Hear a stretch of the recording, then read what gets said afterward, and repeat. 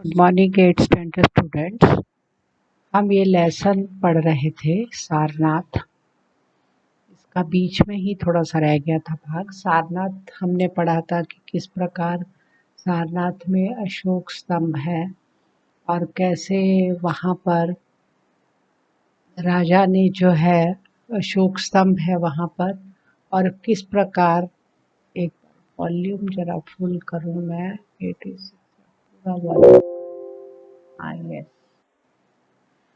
तो महात्मा बुद्ध की प्रतिमा है। तो ये लेसन हमने पढ़ा था पूरा। और अशोक स्तंभ पर जो 4 सिंह हैं, किस प्रकार जो हमारे नोट पर भी दिखाई देते हैं, करेंसी नोट पर भी दिखाई देते हैं वो सिंह। तो वो सिंह के बारे में हम पढ़ रहे थे। और इसमें पूरा लेख कैसे दिखाया था कि गुरुजी से बच्चे क्वेश्चन पूछते हैं और वो आंसर देते हैं। तो यहाँ तक हमने पढ़ा था। तो फिर सारनाथ जो है वो वाराणसी में है, उसकी क्या क्या विशेषताएं हैं। तो स्थापत्य कला, आर्किटेक्चर पुराने ज़माने में कितना अच्छा होता था। और सारनाथ में जो है वो उस अशोक स्तंभ पर ना केवल शेरों के मुख है, परंतु घोड़े का भी है, सांड का भी है, हिरन की भी है, हाथी की भी मूर्तियां हैं। तो ये पूरा वर्णन लेखक ने इसमें किया है, डॉक्टर राजकिशोर सिंह ने। तो आप देखो पेज नंबर 103 पे जो लास्ट पैराग्राफ है वो रह गया था। ठीक है, वो मैं कंप्लीट करती हूँ। तो बुद्ध की मूर्ति बनी हुई है सारनाथ में। तो उस बुद्ध की मूर्ति का पूरा उन्होंने डिस्क्रिप्शन दिया, पूरा उन्होंने पूरी उसकी क्या बोलते हैं कि पूरा उसका उल्लेख किया है कि कैसी है। बुद्ध के दोनों कंधे सुंदर रेशमी महीन वस्त्रों से ढके हैं। वे वस्त्र पैरों तक है। बुद्ध के माथे पर चारों ओर प्रभा मंडल है, बहुत प्रकाश है। प्रभा मंडल के दोनों ओर 2 देवी मूर्तियां हैं, राइट, देवी की मूर्ति हैं जो फूलों का पात्र हाथ में लिए हुए हैं। बुद्ध की प्रतिमा की चौकी के बीच में एक धर्म चक्र तथा उसके दोनों ओर 2 हिरन दिखाई देते हैं। मूर्ति के दोनों ओर 2 व्याल अपने माथे पर भारी पत्थर लिए हुए हैं। तो उसमें क्या दिखा है, व्याल यानी बाघ, चीता या शेर, उसके लिए वो भारी पत्थर लिए हुए हैं, ऐसी मूर्ति बनी है। मूर्ति के बाईं ओर एक बालक तथा स्त्री की आकृति है। बुद्ध के चेहरे पर अनुपम शांति, गंभीरता, कांति और अलौकिक सौंदर्य है। तो ये उन्होंने पूरा वर्णन किया है कि किस प्रकार बुद्ध की मूर्ति वहाँ पर सारनाथ में बनी हुई है।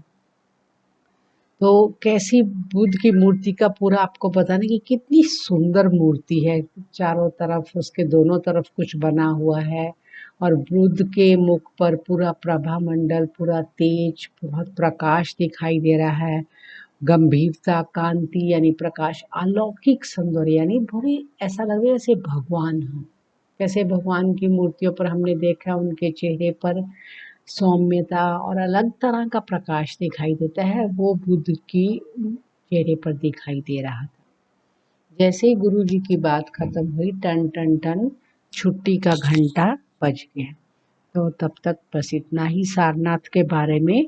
हमें इसे तो पूरा, हम कभी समय मिले तो इसे देख भी सकते हैं।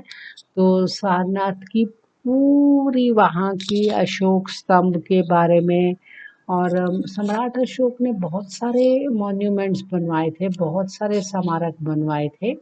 तो उनके बारे में यहाँ पर, और उस समय का जो है वो आर्किटेक्चर, स्थापत्य देखने लायक होता था, उसके बारे में भी यहाँ पे लेखक ने बताया है। तो अभी बच्चों हम क्या करते हैं, ये लेसन आपको समझ आया होगा, अच्छे से इसे पढ़ना है, फिर से एक बार अपने आप पढ़ना है। और अब मैं आपको इसके जो मौखिक क्वेश्चन आंसर हैं वो बता देती हूँ, लिखित वाले आपको लिख के भेजती हूँ। तो मौखिक में क्या आता है, पहला क्वेश्चन, सारनाथ भारत के किस राज्य में है। तो सारनाथ जो है उत्तर प्रदेश में वाराणसी में स्थित है। सारनाथ भारत के उत्तर प्रदेश राज्य में वाराणसी से 4 मील उत्तर की दिशा में स्थित है। सिर्फ इतना ही बोलना है। सारनाथ की 2 विशेषताएं बताई हैं। सारनाथ की एक विशेषता तो ये है कि वहाँ महात्मा बुद्ध ने अपना पहला उपदेश दिया था, और दूसरा, सारनाथ में सम्राट अशोक ने बहुत सारे स्मारक बनवाए हैं। तो ये 2 विशेषताएं हो गई।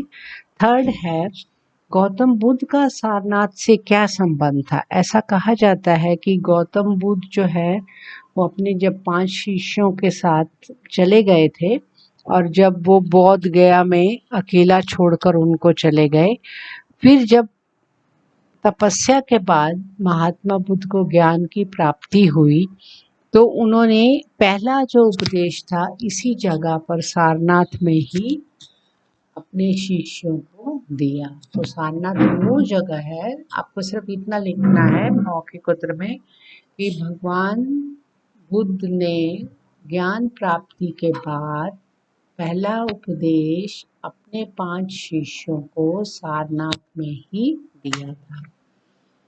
फोर्थ है नेक्स्ट, अशोक स्तंभ के विषय में अलग अलग क्या मत हैं। तो अशोक स्तंभ के विषय में एक विद्वान ने तो ये कहा है कि वो उल्टा कमल का फूल है, तो किसी ने कहा है कि वो फारस का घंटा है। इस तरह अलग अलग लोगों ने उसकी अलग अलग विवेचना की है। तो अभी जो बाकी के लिखित आंसर हैं, शॉर्ट आंसर, ये मैं आपको लिख के भेजती हूँ। तो आप इस लेसन को पूरे ध्यान से पढ़िए, इसके क्वेश्चन आंसर ढूंढने की कोशिश कीजिए, बाकी के मैं आपको लिख के भेजती हूँ। That's all for today. Thank you.